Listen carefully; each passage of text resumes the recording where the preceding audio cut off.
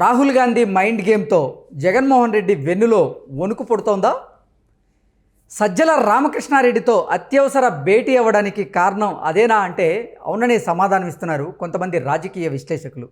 ఇక ఇదే అంశానికి సంబంధించి మనతో మాట్లాడేందుకు ప్రముఖ సీనియర్ జర్నలిస్ట్ దుర్గాకుమార్ గారు మనతో ఉన్నారు. ఆయనతో మాట్లాడు. సార్ నమస్తే అండి. నమస్కారం కృష్ణ గారు, మన వీక్షకులు కూడా నమస్కారం. సార్, రాహుల్ గాంధీ మైండ్ గేమ్తో జగన్మోహన్ రెడ్డి వెన్నులో వణుకు మొదలైందా?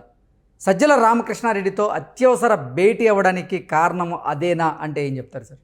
ఇప్పుడు రాహుల్ గారుగా మైండ్ గేమ్ తర్వాత మాట్లాడదామండి.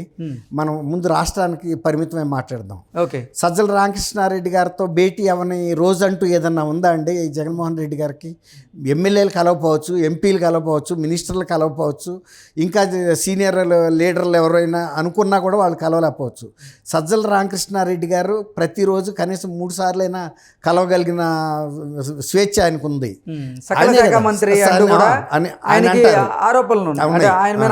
మీరు చెప్పింది కరెక్ట్.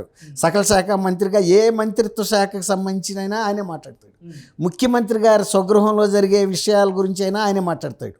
ముఖ్యమంత్రి గారి కుటుంబంలో జరిగే రాజకీయ అంశాలు లేకపోతే ఇతరత్ర సామాజిక అంశాల గురించి కూడా ఆయనే మాట్లాడతాడు.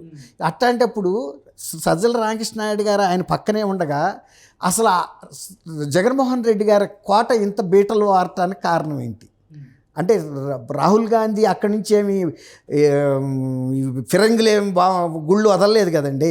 అంతా జరిగింది వితిన్ ద ప్యాలెస్లోంచే పగుళ్ళు వచ్చేసినాయి. ఎమ్మెల్యేలు అంతా తిరగబట్టం అనేది రాహుల్ గాంధీకి సంబంధం ఉందా? ఈయన్ని మార్పులు చేర్పులు ట్రాన్స్ఫర్లు లేకపోతే కొత్త వాళ్ళని పెట్టడం, ఈ మార్పులు చేర్పులు ఇప్పుడు ఫస్ట్ ప్రధానంగా వైఎస్ఆర్సీపీ ఎదుర్కొంటున్న సమస్య అంతర్గత సమస్య. వాళ్ళ సొంత ఎమ్మెల్యేలని ఎవరిని ఎక్కడ పెట్టాలో తెలియట్లేదు, ఎవరికి సీట్లు ఇవ్వాలో తెలియట్లేదు, ఎవరికి ఇవ్వకూడదో తెలియట్లేదు, ఇస్తే పరిస్థితి ఎట్లా ఉండదో తెలియదు, ఇవ్వకపోతే తెలీదు. ఒకవేళ కనుక వద్దని చెప్పంగానే వాళ్ళు వచ్చి నిరసనలు తెలియజేస్తున్నారు. ఏది నీకు టిక్కెట్ వద్దంటే మీరు వెళ్ళి చేస్తున్నారు, ఫలానాడికి టిక్కెట్ ఇవ్వద్దని చెప్పి వచ్చి నిరసనలు తెలియజేస్తున్నారు. తాడేపల్లి ప్యాలెస్ ముందు ఎప్పుడన్నా మనం ఇట్లాంటి సిచ్యువేషన్ చూసామా? 4 సంవత్సరాల 9 నెలలు గడిచింది. అసలు వైఎస్ జగన్మోహన్ రెడ్డి గారికి ముందుకు ఒక సీనియర్ మినిస్టర్ వెళ్ళి నుంచుని ఏదన్నా లోపాలు లేకపోతే ఇది తప్పు అని చెప్పగలిగారా? కానీ ఆయన సొంత నియోజకవర్గంలో మొన్న ఈ మధ్య సమీక్ష కోసం వెళ్తే మీరు తీసుకుంటున్న నిర్ణయాలు తప్పు, దీని మూలాన పార్టీ దెబ్బతింది, వివేకానంద రెడ్డి గారి మరణంలో విషయంలో జరిగిన తప్పు మూలాన పార్టీ వాళ్ళు మేము ఎట్లా వెళ్ళి బయటికి వెళ్ళి అడగాలి. తర్వాత సార్, ఆంధ్రప్రదేశ్ పిసిసి అధ్యక్షుడు గిడుగు రుద్రరాజు కొన్ని ఆసక్తికరమైనటువంటి వ్యాఖ్యలు అయితే చేశారు. మొన్న జరిగినటువంటి ఒక మీట్లో రాహుల్ గాంధీ గారు అలాగే ఖర్గే గారు వీరికి క్లియర్గా కొన్ని ఇన్స్ట్రక్షన్స్ ఇచ్చినట్లు, రానున్న రోజుల్లో వైఎస్ షర్మిల గారు కాంగ్రెస్ పార్టీలో చేరబోతున్నట్లుగా, ఆవిడనే ఆంధ్రప్రదేశ్లో క్రియాశీలకంగా వ్యవహరించబోతున్నట్లుగా వీళ్ళకి కొన్ని సందేశాలు ఇచ్చారంటూ కూడా ఆయన కొన్ని ఆసక్తికర వ్యాఖ్యలు చేశారు. ఈ నేపథ్యంలోనే ఇది రాహుల్ గాంధీ మైండ్ గేమ్గా భావించి జగన్మోహన్ రెడ్డి అత్యవసర భేటీ ఏర్పాటు చేశాడు అంటే, ఆయన రుద్రరాజు గారు ఇంకో కామెంట్ కూడా చేశారు. వైఎస్ఆర్సీపీకి సంబంధించినటువంటి 40 నుంచి 45 మంది వైఎస్ఆర్సీపీ ఎమ్మెల్యేలు ఇప్పుడు ప్రస్తుతం మాతో టచ్లో ఉన్నారని, కొంతమంది ఎమ్మెల్సీలు కూడా మాతో టచ్లో ఉన్నారని, భవిష్యత్తులో మరింత మంది పెరిగే అవకాశం ఉందంటూ కూడా ఆయన ఆసక్తికర వ్యాఖ్యలు చేసిన నేపథ్యంలో ఇదంతా రాహుల్ గాంధీ మైండ్ గేమ్ అని జగన్మోహన్ రెడ్డి భావించారని, అందులో భాగంగానే దాన్ని నిలువరించేందుకే ఈరోజు అత్యవసర భేటీ ఏర్పాటు చేశారు సజ్జల రామకృష్ణారెడ్డితో అనేది వార్త సార్. ఇప్పుడు ఆళ్ల రామకృష్ణారెడ్డి గారు రాజశేఖర రెడ్డి గారి ఫ్యామిలీకి ఎంత ఆత్మీయమైన వ్యక్తి అండి, ఎంత విశ్వసనీయమైన వ్యక్తి. రాజశేఖర రెడ్డి గారు ముఖ్యమంత్రిగా ఉండే టైం నుంచి కూడా ఆయన ఎమ్మెల్యే సీట్ కోసం ట్రై చేశారు. 2 సందర్భాల్లో ఆయన రాకపోయినా కూడా ఆ కుటుంబాన్ని ఆయన వీళ్ళ తర్వాత చనిపోయిన తర్వాత ఇప్పుడు వైఎస్ఆర్సీపీ వచ్చిన తర్వాత ఆయన ఫస్ట్ టైం ఎమ్మెల్యే కాగలిగారు. అంటే ఆ కుటుంబం పట్ల ఆయన దాదాపు 30 ఏళ్ల నుంచి ఒక విశ్వసనీయమైన వ్యక్తిగా మెలిగాడు. కానీ జగన్మోహన్ రెడ్డి గారి పరిపాలనలో చూసిన తర్వాత ఇక మొన్న జరిగిన పరిపాలన తీరు మీద ఆయన చేసిన విషయాలు, నేను నియోజకవర్గాన్ని నమ్ముకుని సొంత డబ్బులు కూడా ఖర్చు పెట్టాను, మమ్మల్ని ఏ విధంగా కూడా తను ఆదుకోలేదు, తర్వాత నా సీట్ కూడా ఇచ్చే పరిస్థితి లేదు, వేరే వాళ్ళని తీసుకొచ్చి పెట్టాడు, తర్వాత పరిపాలనలో కూడా సొంత ఎమ్మెల్యేలని మీరు ప్రోత్సహించకపోతే మేము ప్రత్యర్థుల్ని ఎట్లా ఎదుర్కోగలుగుతాము అంటే ఈ ఇంటర్నల్గానే శాబిటేజ్ జరుగుతుంది పార్టీలో. లాయల్గా విశ్వసనీయంగా ఉన్న కార్యకర్తలకి ఎమ్మెల్యేస్కి అని కూడా ఆయన అంత బాహాటంగా చెప్పాడు కదండి. ఇంకా ఎక్కడో రాహుల్ గాంధీ చెప్పాల్సిన విషయం ఏముంది ఇక్కడ? నీ సొంత మనిషి నీకు చూపించాడు నీ పరిపాలన ఇట్లా ఉంది అని. అది అందరూ ఎమ్మెల్యేలు ఎంపీలు కూడా సేమ్ భావంలోనే ఉన్నారు. కాబట్టి ఇక్కడే ఇండికేషను రుద్రరాజు గారు, ఖార్గే గారు, రాహుల్ గాంధీ చెప్పే కన్నా ముందే ఈయనే చెప్పేశాడు, కొండ పగలగొట్టేశాడు. ఈ లోపల ఏమి లేదు వైఎస్ఆర్సీపీ పార్టీలో, కేవలం ఇది నటన, సొంతగా నమ్ముకున్న వాళ్ళని కూడా నట్టేట ముంచే తత్వమే జగన్మోహన్ రెడ్డి గారిది. నాకన్నా మించిన ఉదాహరణ ఏముందని చెబుతున్నాడు. ఆయన సొంత నియోజకవర్గం ఆయన, నేను అందరినీ కాదనుకుని తెలుగుదేశం మీద కూడా కేసులు వేశాడు. నియోజకవర్గంలో ఉన్న ఇతర వివిధ సామాజిక వర్గాల ప్రజలను కూడా కాదనుకుని జగన్మోహన్ రెడ్డి గారు నమ్ముకున్నాడు.